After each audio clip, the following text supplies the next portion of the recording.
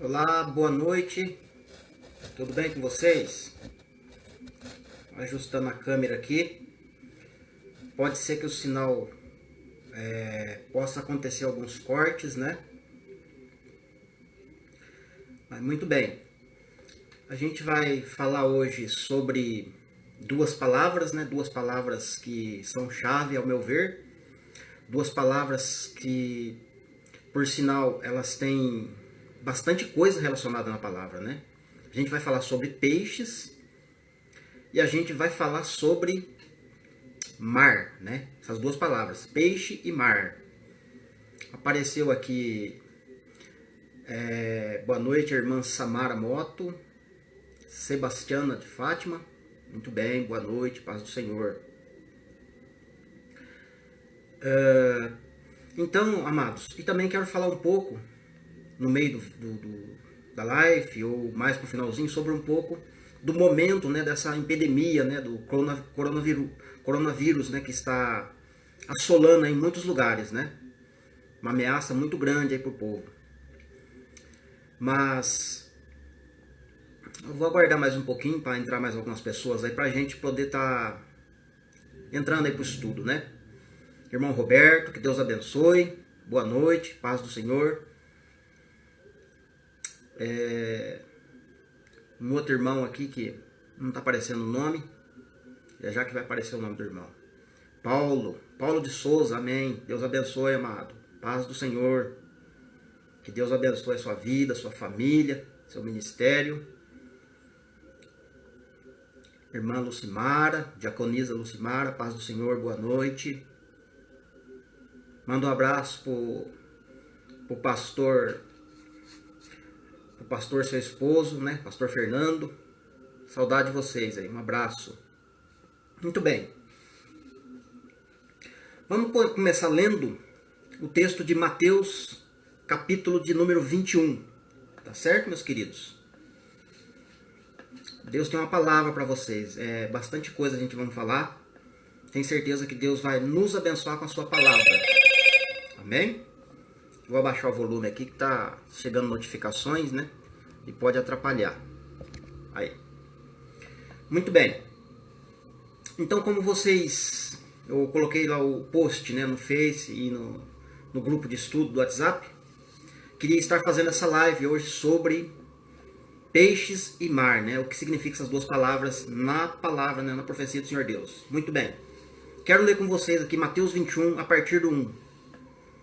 Boa noite, Cristiane Fernandes. Que Deus te abençoe. Boa noite, presbítero Marcelo. Paz do Senhor, meu querido. Deus te abençoe. Verso 1. Quando se aproximaram de Jerusalém e chegaram a Betfagé, ao Monte das Oliveiras, enviou Jesus 2 discípulos, dizendo-lhes: Ide à aldeia que está diante de vós, e logo achareis presa uma jumenta, e com ela um jumentinho. Desprendei-a e trazei-mos. Observe que coisa interessante. Jesus envia 2 discípulos. Tá? 2 discípulos. Vai até diante de vocês, na aldeia que está diante de vocês. Claudete, que Deus abençoe, boa noite. Essa aldeia que está diante de vocês vão encontrar uma jumenta e com ela um jumentinho. Observe a expressão, uma jumenta e um jumentinho. A mãe e o filho. Em Marcos você não vai ver essa expressão, né? De jumenta e jumentinho, né? Lucas não vai falar de jumenta e jumentinho. E lá no Evangelho de João, não me lembro agora se fala, né? Não me recordo. Mas aqui está com detalhes, né? É para trazer a jumenta e o jumentinho. Olha só que interessante, né? O que o Senhor Jesus está querendo dizer com relação a essa palavra, com relação jumenta e jumentinho? Traga os dois para mim. Jesus está pedindo. Vá à aldeia que está diante de vocês e tem uma jumenta e um jumentinho. E detalhe, ambos estão presos, estão amarrados. Olha só. O que significa isso? Um jumento com a sua mãe presa.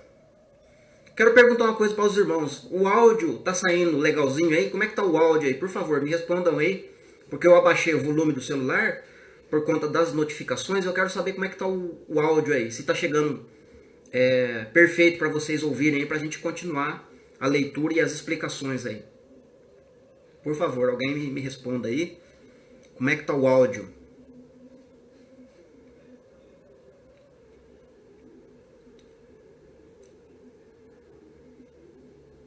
A gente está fazendo a leitura aqui e na sequência a gente está explicando os pontos importantes aí, né? Irmão Paulo está dizendo que o áudio lá está perfeito. Amém, amém. Que Deus abençoe. Então vamos continuar. Então o que significa Jesus está dizendo, né? Ide à aldeia que está diante de vocês e tragam para mim a jumenta e o jumentinho que estão presos, né? E para quem estuda a palavra do Senhor Deus desde o Antigo Testamento, sabe que Jesus é um cumpridor de profecias. E o que o Antigo Testamento está falando sobre jumenta e jumentinho? Por exemplo, Zacarias capítulo 9 vai dizer, né? Alegra-te, filhos de Sião, filhos de Israel, né? Os israelitas. Eis que o teu rei vem com um jumentinho, com uma cria de jumenta, né? Olha só que interessante. Zacarias falando, né? Só que só por falar a palavra jumentinho e a jumenta, não significa que... Como é que eu vou explicar a expressão aqui? Quando ele fala que é para trazer os dois que estão presos, é porque eles estão amarrados, né? Mas amarrado onde? E como? E por que o jumentinho está amarrado, né? Então eu quero agora ler com vocês alguns textos em Gênesis, né? Para a gente entender o que Jesus está falando, ou o que ele está nos ensinando para falar a respeito de jumento e jumentinhas, né? Olha só que interessante, né? Rafael Augusto, boa noite, meu amado, que Deus te abençoe. Então vamos para o livro de Gênesis, para a gente ler alguns textos relacionados à jumenta, né? O primeiro deles vai estar em Gênesis 49, né? Quando Jacó está para morrer, ele começa a abençoar seus filhos, de um por um. Ele chama todos os seus 12 filhos e diz, vem até aqui. Eu quero proferir bênção sobre vocês, né? Eu quero falar para vocês o que vai acontecer nos últimos dias, nos dias vindouros. E eu quero abençoar vocês antes que eu morra. Jacó falando para os seus 12 filhos. E aqui nessa profecia que a gente vai abrir um pequeno pedaço dela. Amado, que Deus te abençoe, irmão Edson Lima. Que Deus te abençoe, meu querido. Gênesis 49. Gênesis 49, verso 10 e 11. Que diz assim, presta atenção. Está falando da tribo de Judá, né? A profecia relacionada a Judá, que viria um Cristo, né? Que viria o Messias, né? Então está falando do Messias aqui, tá? Essa profecia, mais precisamente. O cetro não se apartará ou não se arredará de Judá, nem o bastão dentre os seus pés, até que venha Siló. No caso, é Cristo, né? Siló, né? Aquele que é enviado, né? Está apontando para Cristo. E a ele obedecerão os povos, né? Então é uma evidência clara. Boa noite, irmã Helena. Que Deus te abençoe, sua família. Então é uma evidência clara que está falando do Messias, né? Está falando daquele que há de vir. Só que olha o que fala o verso 11. Ele quem? Este que os povos vão obedecer. Este que os povos vão afluir até ele, vão obedecer, vão receber ensinamentos dele, né? O cetro que não se apartará de Judá é o cetro do Messias, né? Cristo. Tá certo? Então esse Cristo, olha o que ele vai fazer na profecia aqui em Gênesis, né? Verso 11. Ele amarrará o seu jumentinho, a vide, e o filho da sua jumenta, a videira mais excelente. No Evangelho de João, capítulo 15, versículo 5, João 15, 5, João 15, 5 mesmo, né? Boa noite, Ana, paz do Senhor. Kátia Pereira, boa noite, paz do Senhor. Deus nos abençoe. Então, ele fala lá, né? Eu sou a videira verdadeira, Cristo falando, e vocês são os ramos. Aquele que permanece em mim e eu nele, esse dá muito fruto, porque sem mim nada podeis fazer, né? Mas observe que essa videira excelente, então, é Cristo, tá certo? Essa jumenta com seu filho serão amarrados, né? Serão conectados com o Messias, ok? Então, aqui ficou um pouquinho falando sobre o jumento, né? E a jumenta, né? Ricardo Rodrigues, que Deus te abençoe, boa noite. 2 Samuel, vamos pegar uma profecia de Samuel aqui, né? Um trechinho aqui. 2 Samuel, capítulo 16. Tem bastante coisa para a gente estudar sobre jumento, tá? Vamos lá no comecinho aqui. Uns 2 ou 3 versos só a gente vai ler, tá? Diz assim. Tendo Davi passado um pouco além, dobrando de cima do monte, eis que lhe saiu ao encontro Ziba, servo de Mefibosete. Você sabe quem é Mefibosete, né? O menino lá que foi atropelado durante uma invasão a Israel, né? E aquele menino que foi atropelado, né? Não pôde mais andar, ele ficou aleijado de ambos os pés, né? Depois tem o resgate, Davi manda buscar o menino e tal, todo aquele contexto, você já conhece. E Ziba passa a ser servo, né? Boa noite, Davi, meu sobrinho, que Deus te abençoe. Manda um abraço pro seu pai, pros seus irmãos, pra sua mãe. Que Deus abençoe vocês. Então ele manda recado pro Ziba ir buscar o menino e tal. E Ziba se torna servo de Mefibosete, ok? Então isso aqui é um pouquinho além, é para frente, é depois desse acontecimento. Tendo Davi passado um pouco além, dobrando de cima do monte, eis que lhe saiu ao encontro Ziba, servo de Mefibosete. Percebe? Com 2 jumentos albardados, e sobre eles 200 pães, 100 cachos de uvas passas, 100 frutas de verão e um odre de vinho. Mas para que isso? Verso 2. Perguntou-lhe Davi a Ziba: o que você pretende com isto? Respondeu-lhe o rei. Respondeu-lhe Ziba, né? Os jumentos são para a casa do rei. E quem que é o rei? Davi. E Davi é figura do reinado de Cristo no milênio, né? Davi é figura de um rei que vai reinar no futuro, certo? Então os jumentos serão para a casa do rei, certo? E a casa do rei somos nós, né? Nós somos templos do Espírito Santo, somos morada do Senhor Deus, entende? João 14 não fala? Na casa do meu pai há muitas moradas, entende? Então essas muitas moradas somos nós, que somos o templo, né? Certo? A igreja do Senhor é a casa, é a morada. Então os jumentos serão servos, né? Servirão de servos para a casa do nosso rei. E para serem montados. O pão e as frutas de verão para os moços que comerem.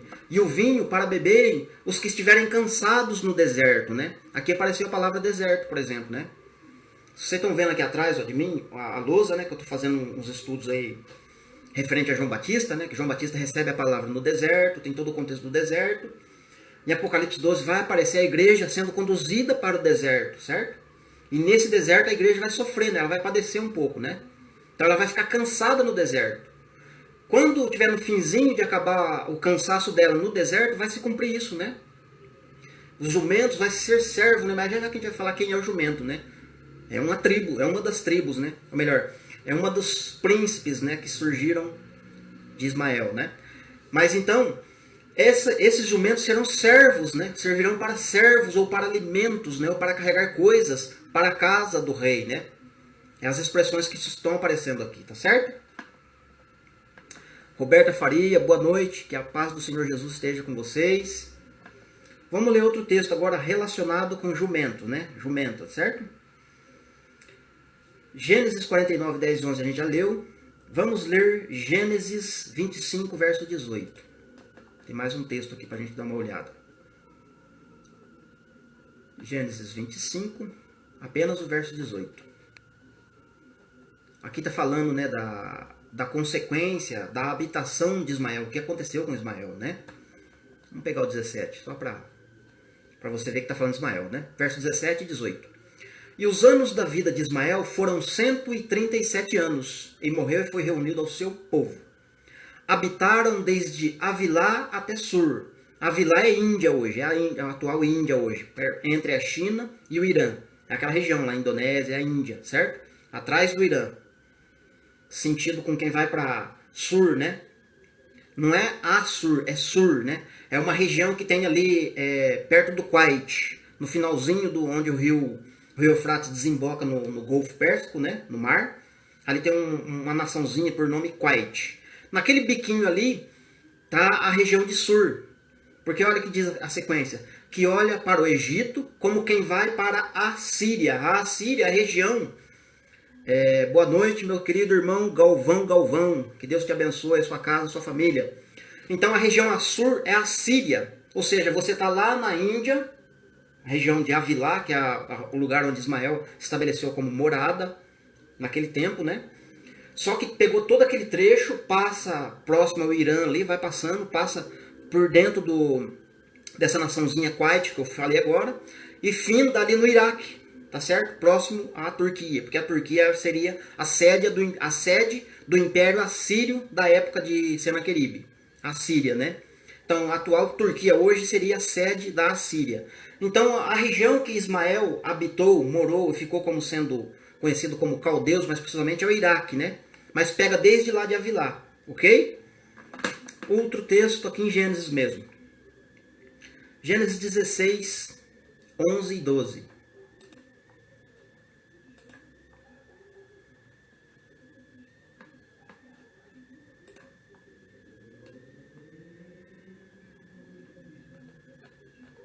Só um momentinho.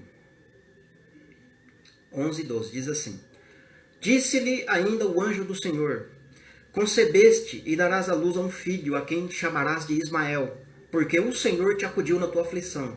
Ele será entre os homens como um jumento selvagem. Olha só, Ismael como um jumento selvagem. A sua mão será contra todos, e a mão de todos será contra ele. E ele habitará fronteiro a seus irmãos, né?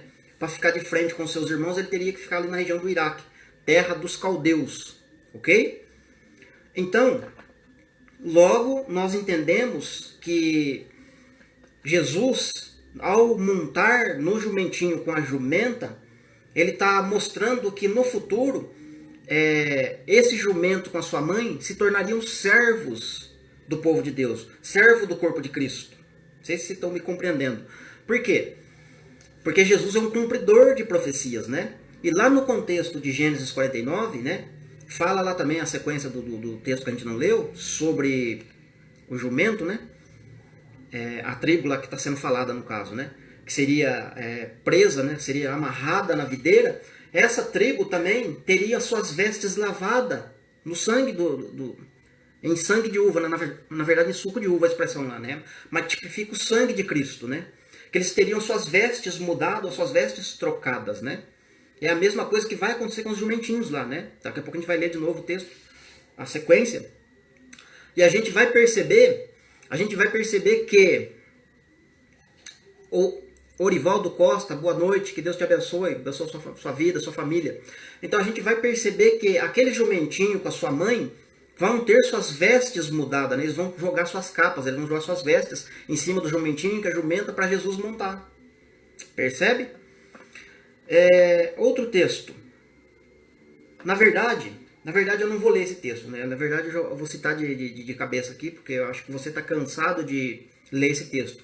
Lá em Gálatas, capítulo 4, Paulo está falando de uma alegoria entre duas mulheres, né? Que ele está falando a essas duas mulheres, né? No caso, Sara e Agar. Sara é livre, né? Com seu filho, né? O Isaac, por exemplo. Nós pertencemos à promessa que foi feita a Isaac e Sara, sua mãe. Nós fazemos parte desses dois, né? Isaac, né? Fazendo parte da descendência de Isaac, que aponta para Cristo.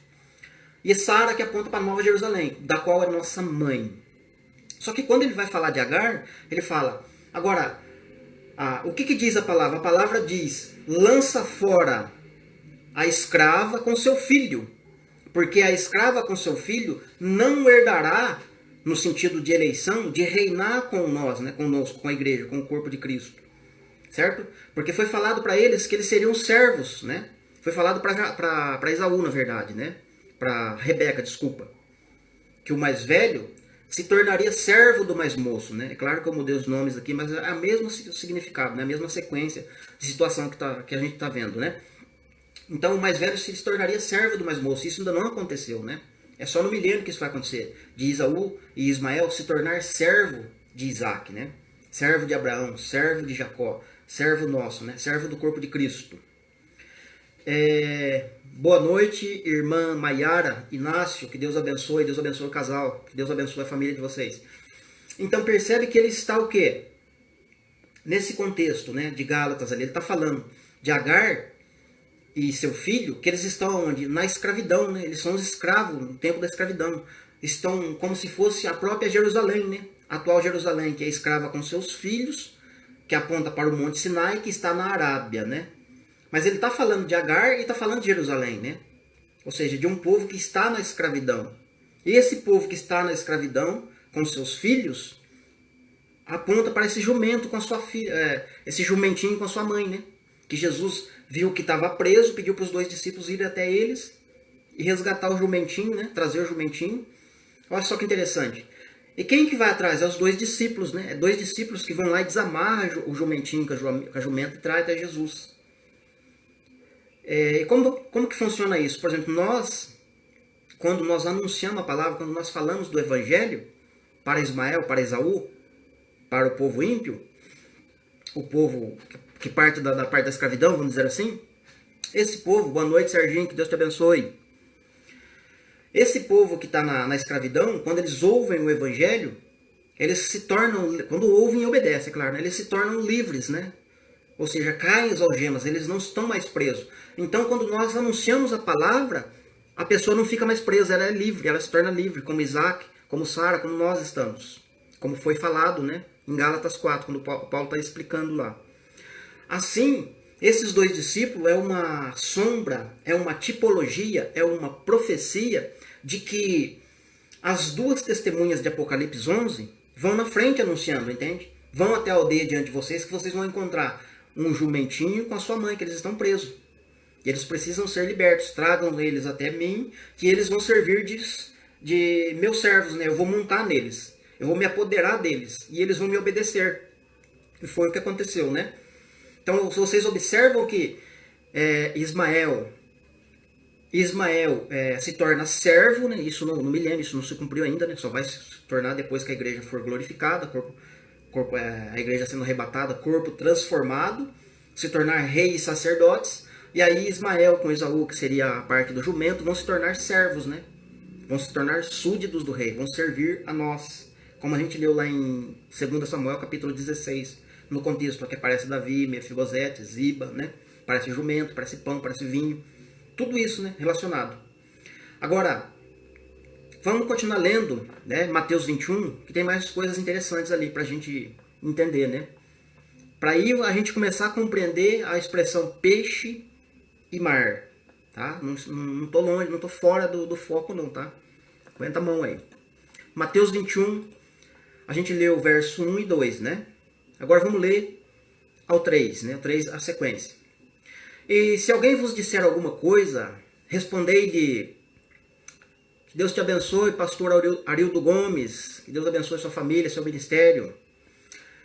Ora, o Senhor precisa deles e logo os enviará, ou os devolverá, né? Verso 4. Ora, isto aconteceu para se cumprir o que foi dito por intermédio do profeta, né? Dizei a filha de Sião: eis aí vem teu rei, humilde, montado em um jumento, num jumentinho cria de um animal de carga, né? Um animal de carrega peso, servo, né? Escravo. Aqui, esse profeta aqui é Zacarias capítulo 9, né? Que vai falar disso aí, né? Com detalhes. Verso 6. Indo os discípulos e tendo feito como Jesus lhes ordenara, trouxeram a jumenta e o jumentinho. Então puseram em cima deles as suas vestes. Observe que foi falado lá em Gênesis 49, 10 e 11. A sequência, na verdade, que a gente não leu, né? Que esse jumento teria um momento que seria mudado as suas vestes, né? Ia tomar suco de uva, ia ter pão, vinho. Bastante expressões que apontaria para a morte e ressurreição de Cristo, né? E esse tempo a qual nós estamos vivendo. Verso 7 de novo, né? Trouxeram a jumenta e o jumentinho e então puseram em cima deles as suas vestes. E sobre elas Jesus montou. Jesus montou. Então Jesus montou. Agora, montou na jumenta ou no jumentinho? Né? Aqui o texto não dá esse detalhe, né? É óbvio que é uma profecia, né? Um cumprimento. Verso 8. E a maior parte da multidão estendeu suas vestes pelo caminho e outros cortaram ramos de árvores espalhando-se pela estrada. Vamos segurar até aqui. Então essa expressão, quando o povo começa a estender capa, né? Preparar ali o lugar que a jumenta estava pisando, né? Ou o lugar que o jumento estava pisando, significa que precisava de um lugar especial para esse jumento pisar carregando o seu mestre. Servindo o seu mestre, né? Vamos dizer assim. Tipifica o que? O nosso Cristo reinando conosco no reino milenar, né? A terra sendo restaurada, certo? Por a terra estar restaurada no sentido de... Não fala que vai ter, como é que se diz, né? A expressão na rua de ouro, por exemplo, né? É lógico que é um ponto mais profundo de se compreender, né? Por exemplo, se você for falar rua de ouro, né? O jumento vai pisar numa rua de ouro. Tem coisas que não é literal especificamente, né? Mas observe que quando fala que eles estenderam as capas, significa que a jumenta iria pisar em algo diferente, né? Com o seu rei nas costas, né? Carregando o seu rei. Mas também essas mesmas multidões, né? Acenavam com galhos, né? De palmeiras, de árvores, né? Então, quando a Bíblia está falando de árvores, está falando de reis, né? Reis, né? O rei de Tiro, o rei de Sidom, por exemplo. Deus usa muito lá em Ezequiel 28, em outros profetas, para falar contra reis, né? O próprio João Batista, quando ele chega, ele vai falar, né? O machado já foi colocado na raiz da árvore. Quer dizer, o que tem a ver a árvore com profecia, né? É óbvio que está falando de reis, né? O machado já foi colocado na raiz dos reis, né? As árvores altas, né? Os grandes arvoredos altos, os grandes reinos que estão em altitude, em lugares altos, vamos falar assim, né? Estão prestes a receber o machado, vou falar mais claramente para você, a motosserra no pé ali para essa árvore tombar, né? Quanto maior a árvore, mais bonito é o tombo, né? Não é isso a expressão que a gente usa? Muito bem. Então, as pessoas começam a mostrar, a balançar ramos de árvores, né? Inclusive ramos de palmeira, né? Essa expressão ramos de palmeira se cumpre na festa dos tabernáculos, lá da lei de Moisés, né? Quando eles iam participar da festa dos tabernáculos por 7 dias, eles tinham que ter ramos de palmeira nas mãos, né? Ou melhor, palmas nas mãos, né? Não significa bater palma, aplauso. Significa ramos de palmeiras, né? Isso significa o quê? Ramos da palmeira. Observe que a videira verdadeira, que é Cristo, e nós somos os ramos. Quem permanece em mim e eu nele, esse dá muito fruto. Então essas árvores têm ramos, como a palmeira. Então quando você pega um ramo de uma palmeira, é a mesma coisa que se estivesse pegando uma pessoa, né? Observe a linguagem que o Senhor Deus está usando para falar de coisas profundas, né? Para falar de coisas proféticas, né? Coisas assim difíceis até de entender, né? Para a gente colocar na mente e falar, poxa vida, o que será que ele está falando? Mas então observe que árvore está falando de palmas, né? E Apocalipse vai mostrar, né? A grande multidão, depois do novo cântico, né? O pessoal que vem da grande tribulação, na verdade, com um novo cântico, essas pessoas também vão estar com ramos de palmeiras nas mãos, né? Observe. Então está falando de quê? Da igreja, né, possuindo o povo, né, que nesse tempo está escravizando o povo de Deus, né? Assim como o faraó, o Egito, escravizou Israel lá dentro, depois Israel saiu, deixou o Egito.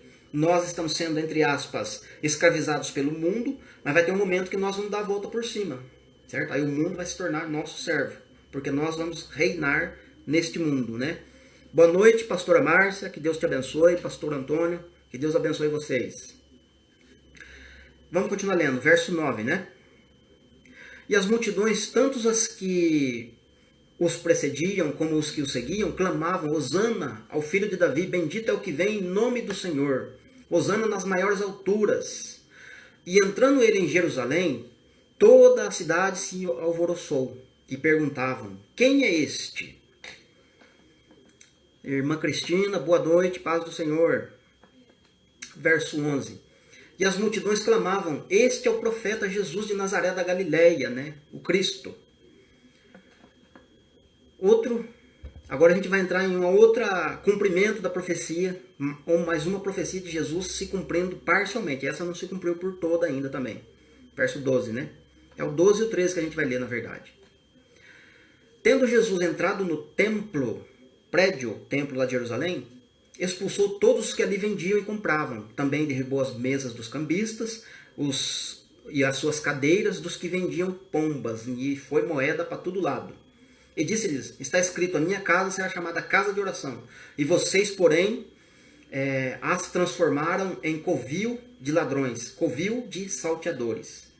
Então, quando você olha para esse texto aqui, Jesus entrando no templo em Jerusalém, acabando com os que faziam comércio lá dentro, ganhava dinheiro lá em Jerusalém, derruba as mesas, as cadeiras.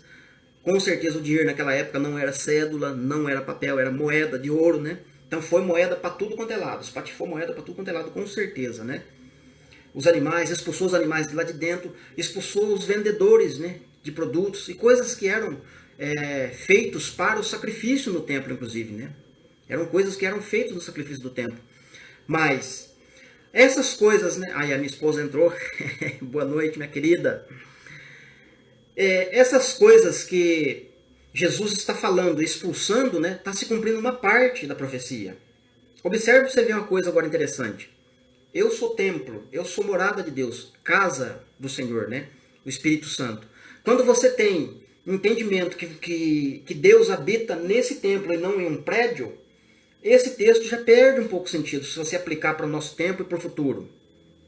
Irmão Jairo, que Deus te abençoe, boa noite. Então, quando você vai aplicar para o corpo de Cristo, por exemplo, pensa bem agora Jesus entrando no seu corpo. Como que seria isso? É o arrebatamento, é a transformação de corpos na segunda vinda de Cristo, é quando ele vem. Ele vem e entra no seu templo, no seu verdadeiro templo, que somos nós. Na verdade, o Espírito Santo já está aqui dentro. O Espírito Santo já habita aqui dentro, entende? Só que agora, como é que se diz, né? Quando Paulo fala, né, o homem interior se renova de dia em dia, etc. Então, está sendo uma transformação por dentro primeiro, certo? Assim como a arca era revestida por dentro, lembra da arca, a arca da aliança que Moisés fez? Deus mandou Moisés fazer. Aquela arca não era revestida de ouro por dentro e por fora. Só que primeiro Moisés dava acabamento por dentro, o ouro por dentro. Fazia todos os acabamentos. Depois, por último, ele dava acabamento por fora. Assim é nas construções. Eu sou pedreiro, eu faço isso direto. Primeiro do acabamento por dentro, depois eu vou para fora. Então o Espírito Santo está dando acabamento por dentro. Ele está me lapidando, ele está me transformando. Assim como ele está transformando vocês, né? É de dia em dia, de glória em glória, né? Por nós sermos duros de coração, difíceis de entender a palavra, então demora esse processo de restauração, esse processo de dar acabamento dentro da arca.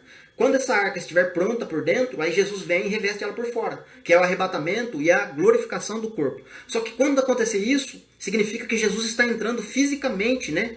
Quando Paulo fala que nós veremos o face a face, né? Então ele está entrando fisicamente no seu templo. Aí sim se cumpre essa parte aqui de expulsar os cambistas, os comércios. Por quê? Porque quando Jesus vir, não vai ter mais comércio, entende? Por exemplo, nessa profecia de Jesus entrar em templo e acabar com o comércio de Jerusalém, Zacarias capítulo 14, versículo o último versículo do capítulo 14 de Zacarias, que vai falar, né? E já não haverá comércio em Jerusalém, né?